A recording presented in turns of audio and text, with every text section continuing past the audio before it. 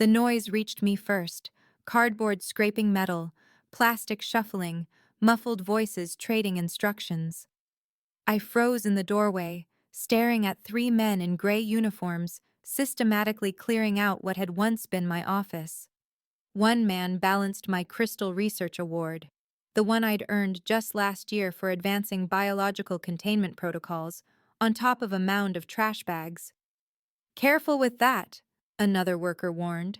"Looks pricey." "Doesn't matter," said a third, forcing my research binders into oversized industrial waste sacks. "Everything goes." My legs almost gave out. 6 weeks of radiation therapy had left me weaker than I'd expected. I clutched the doorframe, my hospital wristband still attached from my final treatment earlier that morning. "What's going on here?" The question slipped out as barely more than breath.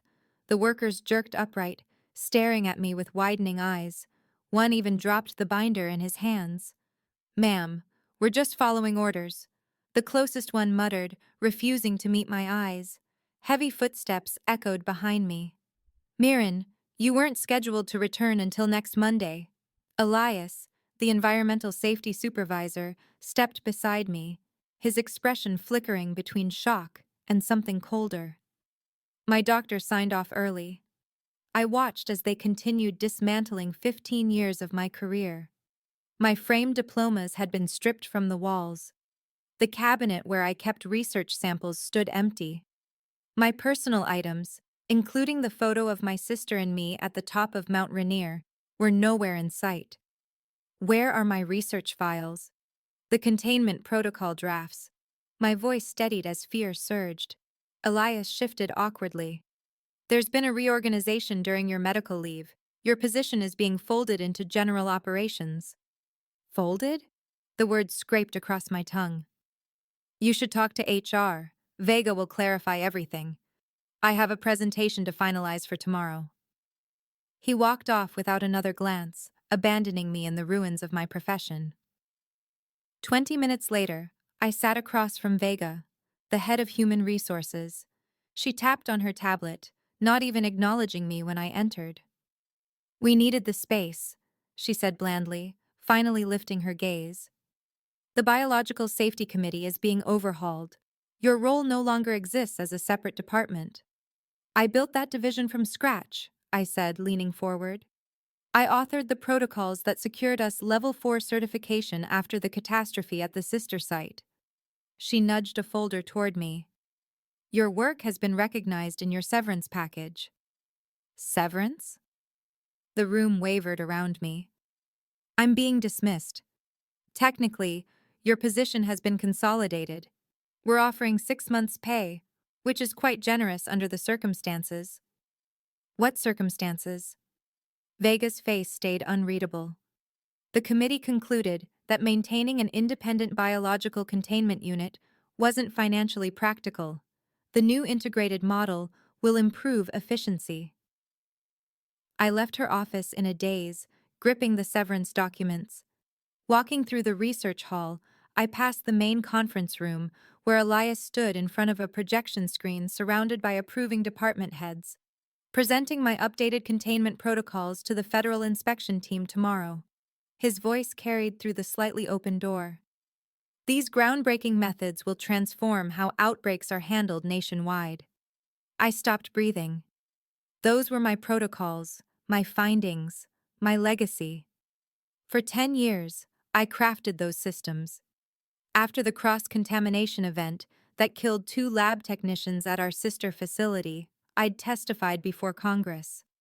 I restored national trust in our institution when we were on the brink of losing accreditation. And now, while I was fighting cancer, they were deleting me. In the parking lot, I sat behind the wheel watching staff toss more of my belongings into the dumpster. My hands shook as I scrolled through my phone contacts. Not my attorney, not the media. I needed someone with immediate authority. I dialed the direct line of Undersecretary Talia Winters, the woman whose brother had been one of the technicians who died, the woman who had personally recruited me to rebuild the nation's laboratory safety framework, the woman whose team was arriving tomorrow for inspection. They're implementing unproven protocols, I told her, trying to keep my voice level. They've dismantled my entire containment system and are presenting it as new work without the safety safeguards. Her answer came instantly. I'm at the regional office 2 buildings away. Don't move. Before we go any further, thank you for taking the time to listen to my story. If you're enjoying it so far, please hit that like button and subscribe for more stories like this. 1. Your support means the world to me, and I read every comment. Now, let's return to what happened next. My name is Miran Ashcraftoft. Before I became the pariah of the nation's most prestigious biological research institute, I was their top scientist, the woman who rebuilt safety protocols after the Meridian Lab disaster, which claimed 3 lives, including Undersecretary Winter's brother. I grew up in a small coastal town where my parents ran the local pharmacy. As a child, I was captivated by how medicines could transform sickness into health, but I was also terrified by the consequences when things went wrong. After losing a childhood friend to a medication error, I devoted my life to creating safety systems that would prevent such tragedies. By 30, I held 3 advanced degrees and had authored the definitive paper on biological containment failures. That paper caught the attention of the National Research Institute after their catastrophic lab breach, and they brought me in to rebuild their safety protocols from scratch. For 12 years, I poured every ounce of myself into my work. My marriage ended. You're married to your lab, Mirren, not to me. Holidays were spent perfecting containment strategies, birthdays passed in clean rooms testing barrier integrity, and I missed my sister's wedding to testify before Congress on laboratory safety standards. The sacrifices felt justified. The protocols I developed became the national benchmark. Other research facilities adopted my methods, and international organizations sought my guidance. Last year, I was awarded the Crystal Award for Excellence in Research Safety, the highest honor in my field. Then came the diagnosis: Stage 3 breast cancer, aggressive treatment plan, 6 weeks of radiation after surgery. Take all the time you need, Elias had assured me, squeezing my shoulder. Your job will be waiting. I believed him. I trusted him. Elias had been hired 6 months earlier to oversee environmental safety, a separate division from mine, though occasionally overlapping. He often asked questions about my work, praising my thoroughness. Now I understood why, during my 6-week absence, Elias had systematically dismantled my department, absorbed my staff into his division, and worst of all, claimed my protocols as his own. He had stripped out critical safety redundancies to cut costs while maintaining the illusion of innovation. And tomorrow, he would present these protocols to the federal inspection team, advancing his career while putting nationwide laboratory safety at risk. Within 40 minutes of my call, 3 government SUVs arrived in the Institute's parking lot. Undersecretary Winters stepped out of the lead vehicle, her tall figure commanding immediate attention from the security team rushing to meet her. I watched from my car as she flashed her federal credentials. 2 more officials joined her, accompanied by what appeared to be a team of auditors carrying tablets and briefcases. My phone buzzed with a message from Talia: "Come to the main conference room." By the time I arrived, the executive floor was in chaos. The institute director had been summoned. Department heads clustered in corners, whispering urgently. Elias stood by the presentation screen, his face pale. Dr. Ashcraftoft. Talia greeted me formally, though we had known each other for years. Please confirm if these are your original containment protocols. She gestured toward a stack of binders, my binders that someone had clearly rescued from the trash. I nodded, throat tight. And these? She pointed to Elias's presentation on the screen. I studied the diagrams. Those were modified versions of my work, with several critical safety measures removed. Elias stepped forward. I improved on outdated systems, he said. Talia cut him off. You removed triple barrier containment for level 3 pathogens. You eliminated mandatory waiting periods between sterilization cycles. You reduced air exchange rates by 40%. The institute director paled. I wasn't aware of these specific changes. Of course you were, I said softly. I sent detailed warnings about these exact modifications last year when they were proposed as cost-saving measures. I have the emails. All eyes turned toward me. You were very ill, the director stammered. We thought perhaps you were confused. Convenient, Talia said coldly. Dr. Ashcraftoff develops cancer, so you assume her scientific judgment is compromised. Then you steal her work, strip safety measures to save money, and present it as innovation. The weight of their actions, the disaster they almost caused, hung over the room. By noon, the entire executive floor was in lockdown, Talia continued, addressing the group. As of this moment, I am initiating a facility-wide inspection. All certifications were now under review, and research grants had been temporarily frozen pending the investigation's results. Elias attempted to speak, but Talia silenced him with a single raised hand. And most concerning, she continued, we've discovered that essential safety protocols were altered without proper testing or approval. This represents a potential public health threat that requires immediate federal intervention. The blood drained from every face in the room. A potential public health emergency meant federal oversight, media scrutiny, and possible criminal charges if negligence was confirmed. I stood quietly as the weight of what I had triggered washed over me. This was no longer just about my job. This was about stopping another catastrophe, one that could have been far more devastating than the incident that took Talia's brother. As federal auditors spread through the building, confiscating documents and questioning staff, I felt a hand settle on my shoulder. We need to talk, Talia murmured, guiding me into an empty office. What she told me next would alter everything, not just for me, but for the entire institute. What I'm about to share stays between us, she said, closing the door firmly. The vacant office, sterile and cold, felt like the perfect backdrop for the truths about to unfold. She exhaled deeply. Tomorrow's inspection wasn't random. We've been investigating this institute for months. Shock rippled through me as I sank into a chair, suddenly aware of my own exhaustion. 6 months ago, we received an anonymous tip about safety violations here, she said. Nothing specific enough to act on immediately, but unsettling. When I heard you were on medical leave, I became concerned. She perched on the edge of the desk. You were our canary in the coal mine, Mirren. With you gone, I suspected they might try something.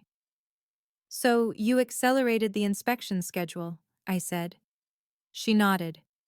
What I didn't expect was to find you here today, discovering your department dismantled and your work stolen. My thoughts spun, connecting pieces. The timing of my cancer diagnosis. It had been convenient for them, hadn't it? They were already preparing this. Talia's silence was confirmation enough. There's more, she finally said. We uncovered evidence that the alterations to your protocols weren't only about budget cuts. Someone has been selling simplified versions of your containment systems to private labs that would never qualify under your original standards. The realization struck me like a physical blow. They're profiting off weakened safety systems. It's worse, it's criminal, Talia corrected, and we need your help to prove it. For the first time since I stepped into my emptied office, something besides grief stirred inside me. A spark of purpose. What do you need? She laid out the plan. I would be reinstated as a special consultant to the investigation with full access to all systems and records. Officially, the Institute would claim they valued my expertise in resolving the misunderstandings regarding protocol changes. Unofficially, I would gather evidence against every person involved. They'll watch you closely, Talia warned. They know you're furious about being forced out. You must convince them you're simply grateful to have any role at all. I can do that, I said, remembering all the times I'd smiled politely while administrators dismissed vital safety concerns as excessive. One more thing, she added, lowering her voice. We believe someone very high up is involved. Be careful who you trust. The next morning, I returned to the institute wearing my most polished outfit, one that concealed the weight loss from treatment. The radiation burns across my chest ached beneath my blouse, but I pushed the discomfort aside. I had a part to play. The institute director, Ambrose, greeted me in the lobby with rehearsed warmth. Mirren, we're so glad you're well enough to assist during this little misunderstanding. Happy to help, I replied, mirroring his artificial enthusiasm. I'm sure we'll clear everything up quickly. Of course, he said, leading me toward the elevator. Just a communication issue during your absence. Nothing intentional. Over his shoulder, I noticed Vega from HR watching us, her face unreadable. Upstairs, the executive floor buzzed with nervous tension as federal auditors occupied the main conference room, summoning department heads one after another. Staff murmured in secluded corners, rumors spreading like wildfire. Elias was nowhere to be found. Where's my temporary workspace? I asked, and Ambrose's smile tightened around the edges. We assumed you'd feel most comfortable in your old office. The office you cleared out? I replied lightly, keeping my tone friendly. Everything has been restored, he insisted quickly. Just a misunderstanding regarding your return date. I nodded as if the explanation satisfied me. My office had indeed been reassembled in a rush, but incorrectly. Books sat on shelves in random order. Certificates hung crookedly on the walls. My desk items had been placed by someone unfamiliar with the space. Most concerning, the bottom drawer of my filing cabinet, where I stored my most confidential research, remained empty. I began my inquiry quietly, requesting access to the safety protocol databases under the pretense of resolving discrepancies. No one dared deny me with federal auditors roaming the halls. Each file I reviewed revealed more unsettling alterations to my work, not merely cost-cutting, deliberate dismantling of essential safeguards. By the third day, I uncovered something far worse. Digging into historical data, I discovered retroactive edits to my original protocols, timestamps altered to make it appear the diluted versions were my final recommendations. I presented the findings to Talia immediately. They're framing you, she concluded, scanning the evidence. If these falsified records stood, it would look like I authored those weak protocols, making me culpable for any resulting catastrophe. While they profit from selling the stripped-down versions to private labs, I added, the truth forming clearly now. And I would have taken the blame if disaster struck. We needed to determine who approved the tampering. System logs should reveal who accessed the files. But when we checked, all access records had been wiped. Someone with top-level permissions had erased their trail. That evening, as I prepared to leave, I found a note slid under my door. Parking garage, level 3, 7 p.m. I hesitated, recalling Talia's warning about trust. But this could be my only chance to uncover the truth. The garage was dim and unnervingly silent when I arrived. I gripped my phone, Talia's number ready. Footsteps echoed behind a concrete column, and I stiffened. Dr. Ashcraft. I turned to see Zane, one of the IT administrators, stepping from the shadows. His usual confidence had been replaced with tense caution. I'm risking everything by speaking to you, he whispered. If they check the cameras, they'll know it was me. Who's they? The executive committee. Not all of them, a central group controlled by Ambrose. Zane scanned the area nervously. I was ordered to modify the timestamps on your protocols and erase the logs, but I kept backups. He handed me a small drive. This proves exactly who made the changes and when. They've been orchestrating this for over a year, long before your diagnosis. I stared at him. Why help me? My sister worked at Helix Labs, one of the private facilities using the modified protocols. She noticed dangerous inconsistencies and raised alarms. The next day, she was fired. His expression darkened. These shortcuts could cost lives. As I slipped the drive into my pocket, an engine growled nearby. Headlights swept across us. Go, Zane urged. Different exits. Different. They're monitoring everything. I darted toward the stairwell instead of the elevator, clutching the drive tightly. As I shoved open the stairwell door, I heard footsteps above, several people descending quickly. I froze, listening. More than one pair. I pushed back out onto level 2, weaving between cars. An elevator dinged loudly, echoing across the concrete. More arrivals. They knew about the evidence. I ducked between two trucks, crouching low, and called Talia. "Someone's coming after me in the garage," I whispered. "I have proof, but I'm cornered." "Security team is 3 minutes away," she replied urgently. "Can you reach the main exit?" I peeked between the vehicles. Two men in dark suits scanned the area, murmuring into radios. The exit stood behind them. "No," I breathed. "They're covering it."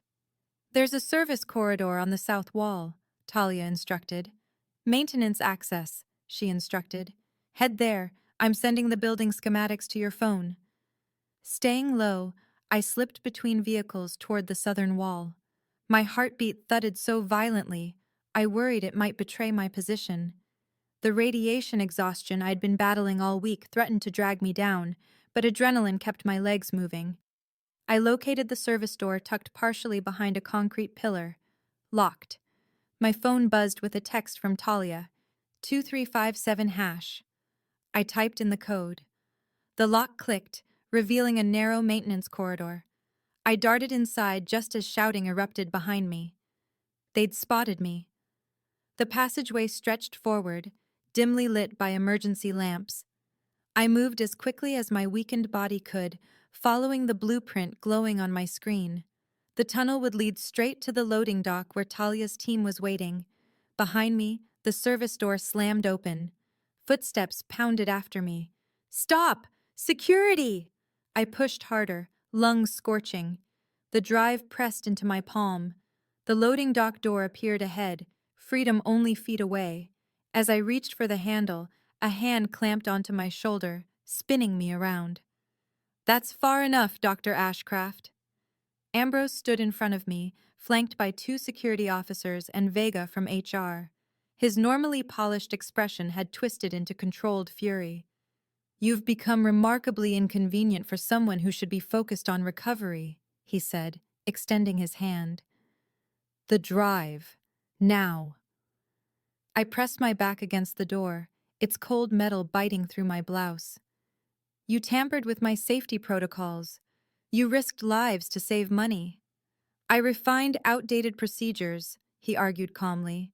"Your methods were excessive, inefficient. The revised protocols still meet minimum regulatory thresholds." "Minimum standards aren't enough when lives are in danger," my voice echoed through the tight corridor. "You were willing to risk another catastrophe, just like the one that killed those technicians." Something flickered sharply in his eyes. "Accidents occur in research. Progress requires risk." "Not that level of risk. Never that." I tightened my grip on the drive. "Why? Just to boost the profit margin?" Ambrose stepped closer. "The Institute was hemorrhaging funding to private competitors with lower safety costs." "So you adapted by stealing my work and destroying it," I said, the weight of the betrayal hitting me again. "And when I got sick, you took your chance." "The drive," he repeated, his tone hard as steel. Behind him, the guards shifted uneasily. Even Vega's expression wavered. "What happens when there's an outbreak because of your optimized protocols?" I demanded, raising my voice so it reached everyone. "When containment fails because you remove the triple barrier system? When people die because sterilization cycles were rushed?" One guard exchanged a nervous glance with the other. "That's enough," Ambrose barked. He motioned to the guards. "Take it from her." As they stepped toward me, the door behind me burst open. Federal agents surged into the corridor, guns raised. "Federal agents, everyone on the floor!" Chaos erupted instantly. The security guards surrendered at once, dropping to their knees with hands lifted. Vega pressed herself against the wall, shock written across her face. Ambrose lunged at me in desperation, reaching for the drive. An agent tackled him mid-movement, slamming him onto the ground. Talia stepped into the corridor, surveying the scene with grim satisfaction. Flawless timing, I muttered, my legs finally giving out as I slid down the wall. She crouched beside me. Are you all right? I placed the drive in her hand. Better than all right. We got them. But as the agent secured the hallway, reading rights and snapping cuffs, a troubling realization settled over me. The elaborate plan, the careful dismantling of safety protocols, the attempt to frame me. It felt far too large to be simple budget cuts or competitive strategy. Something deeper was at work, something still hidden. And somehow, I knew Ambrose hadn't been the true architect of it all. The inquiry widened rapidly over the next few days. Federal agents scoured the Institute's archives, questioned staff, and confiscated equipment. Ambrose, Elias, and 3 board members were placed on administrative leave, facing potential criminal charges. Vega cooperated almost instantly, bargaining information for leniency. The drive Zane had given me held more than evidence of altered protocols. It exposed a complicated network of corruption stretching far beyond our facility. The diluted safety measures weren't just being sold to private labs, they were part of a nationwide push to weaken biosafety regulations. They're calling it an efficiency initiative, Talia explained as we reviewed the files in a secure federal room. A lobbying campaign aimed at reducing what they labeled excessive containment requirements across research centers. I examined the documents spread across the table. Who gains from weaker safety standards? Follow the money, she replied, sliding a financial ledger toward me.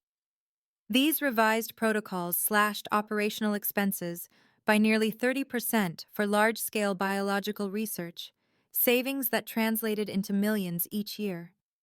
The report listed 12 major research institutions that had expressed interest in adopting the streamlined methods, including government contractors managing defense-related biological programs. But one name at the bottom of the list froze my attention: Harlow Biosciences, the biggest private research conglomerate in the country, overseen by Warren Harlow.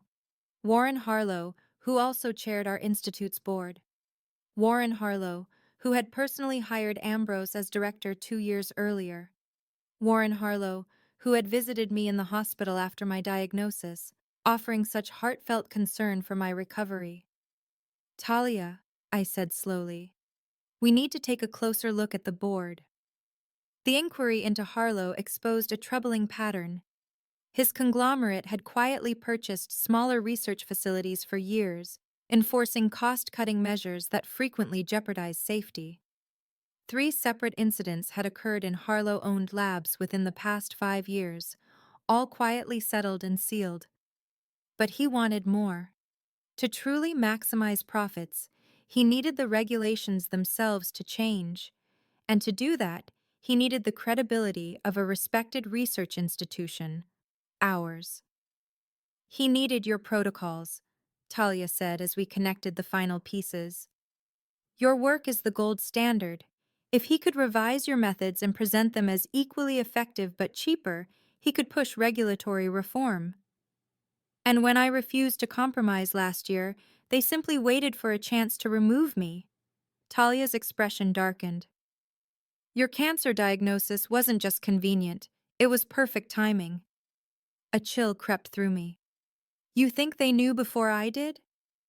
Your annual medical exams are part of your employment file. Vega admitted upper-level health records are reviewed closely. The betrayal cut far deeper than I'd imagined. While I had been fighting for my life, they had been systematically dismantling my life's work. But we faced a major obstacle: proving Harlow's direct role. As board chair, he enjoyed perfect deniability, with Ambrose and others serving as shields between him and daily operations. We need more, I admitted, frustration tightening in my chest. Everything points to Ambrose, not Harlow. Talia nodded grimly. Harlow's too careful. His entire empire is built on using others as buffers. That night, staring at my ceiling, A thought surfaced. Harlow had one weakness: his image as a visionary in biological science. His personal brand depended on being seen as an innovator, committed to excellence and strict standards. What if we used that against him?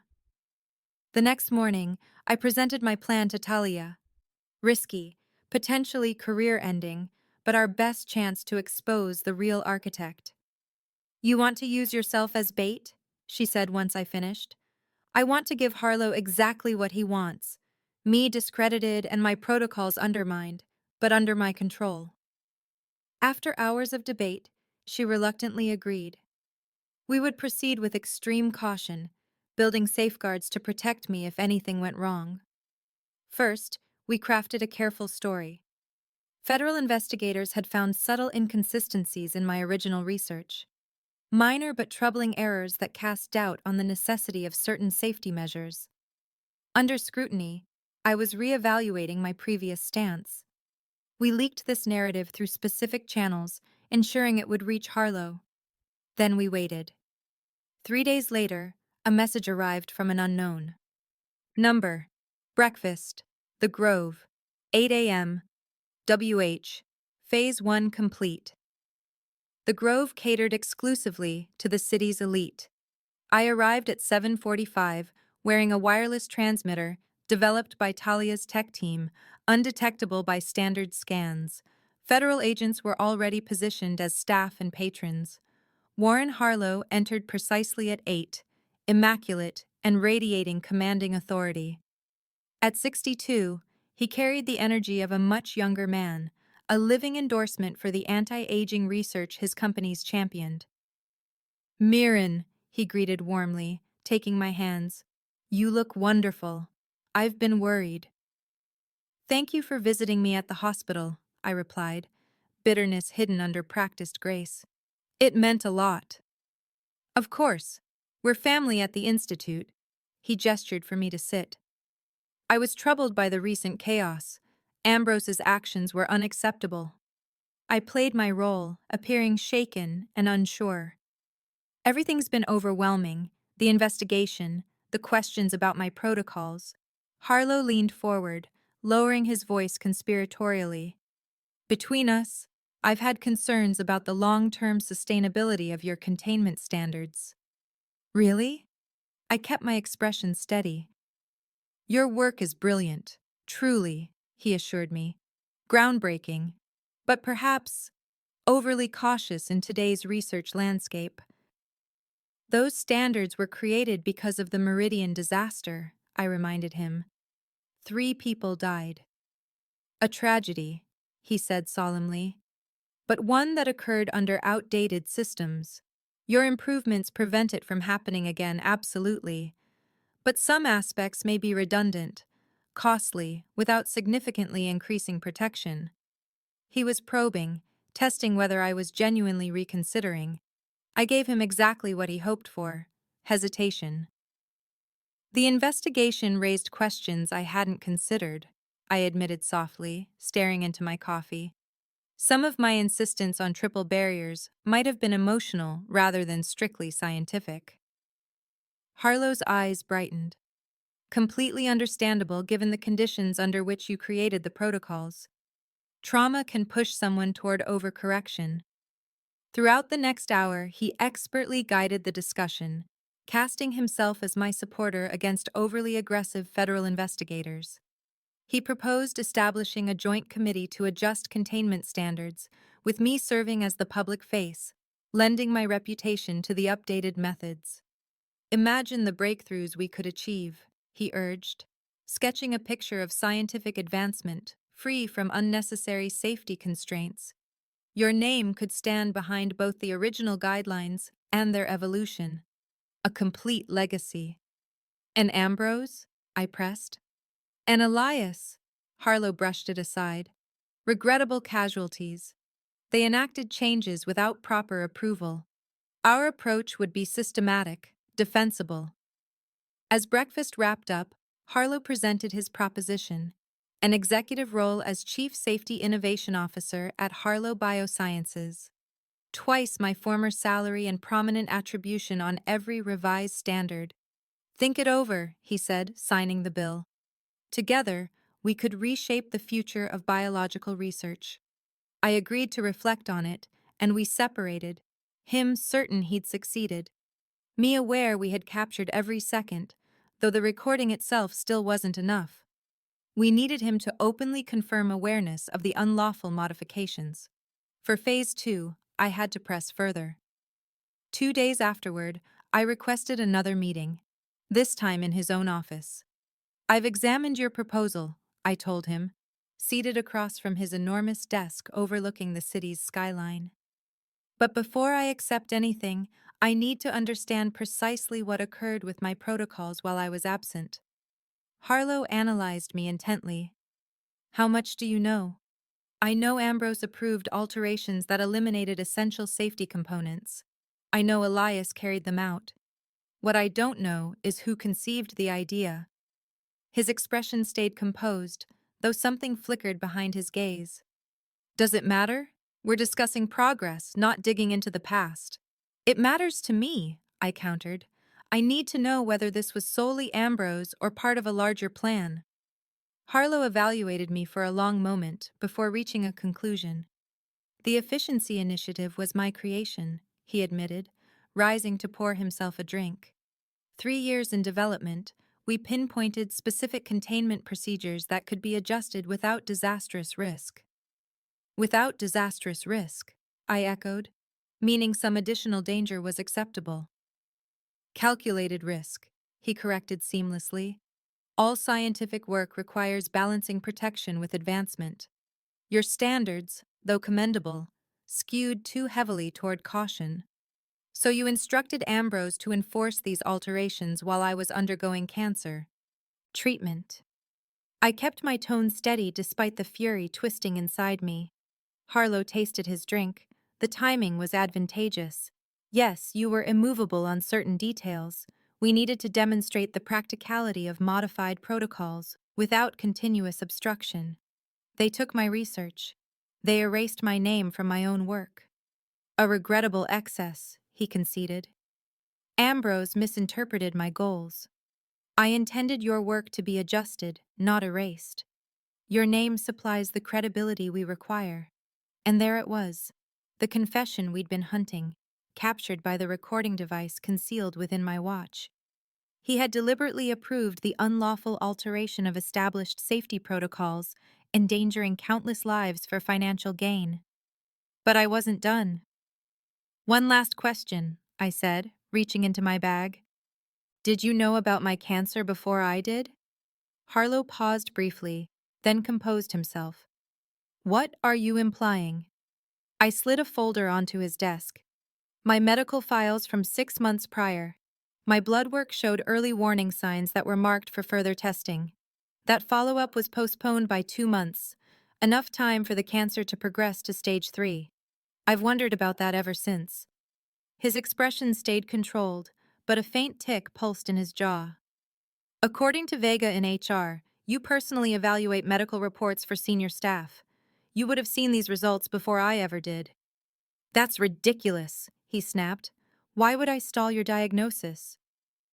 Because you needed time, I murmured. Time to position Elias, to prepare Ambrose, to set everything in motion before I became too sick to resist. You can't prove any of that. I smiled then, the first genuine smile I'd shown in front of him. Actually, I can. Vega kept her own documentation, including your instructions concerning my medical information. I rose, gathering my belongings. Federal agents are searching your residence and office right now, backed by warrants based on the evidence we've already uncovered. I'm sure they'll find even more.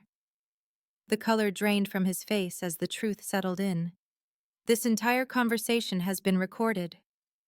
Yes. I stepped toward the exit, and right on cue, just as during our breakfast meeting, the door opened. Talia entered, followed by a team of federal agents. Warren Harlow, she declared formally, you are under arrest for conspiracy to commit fraud, reckless endangerment, and corporate espionage. I watched as they escorted him out, his empire collapsing around him. The man who viewed my illness as an opportunity, who tried to erase me and twist my life's work, reduced to yet another white-collar criminal moving through the system. 1 month later, I stood before a congressional committee, giving testimony about the coordinated attempt to weaken biological safety standards. My protocols were restored nationwide with additional safeguards to prevent future exploitation. The new legislation reinforcing research safety regulations was named the Meridian Act, honoring the technicians lost in the initial tragedy, including Talia's brother. As for me, I accepted the role of Federal Director of Biological Safety Standards, with the authority to inspect any research facility in the nation without prior notice. When Harlow's trial ended with a 30-year sentence, reporters asked whether I felt vindicated. This was never about revenge, I answered honestly. It was about protecting people from those who prize profit over human life. But seeing him led away in cuffs, knowing he would spend the rest of his days behind bars while my protocols safeguarded countless others, that felt like justice. Thank you for staying with me through this story. If it resonated with you, please hit that like button and consider subscribing for more true accounts of justice served. Share your thoughts in the comments. Have you ever stood up to someone powerful who tried to erase your work? Your support helps stories like this reach people who need to hear them. Until next time, remember, sometimes the strongest weapon against corruption is simply refusing to disappear.